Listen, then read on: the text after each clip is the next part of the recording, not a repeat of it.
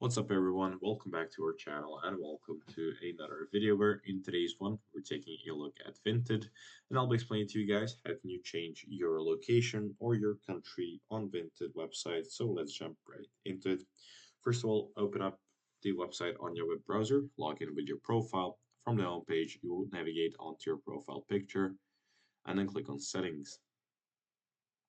In the settings area, scroll down until you see my location and then you will see country. Now on the right hand side, you'll be able to select a country that you're from or that you're selling from. To change, you'll simply check in one of those. So let's say this one. And once you scroll down, click on update profile.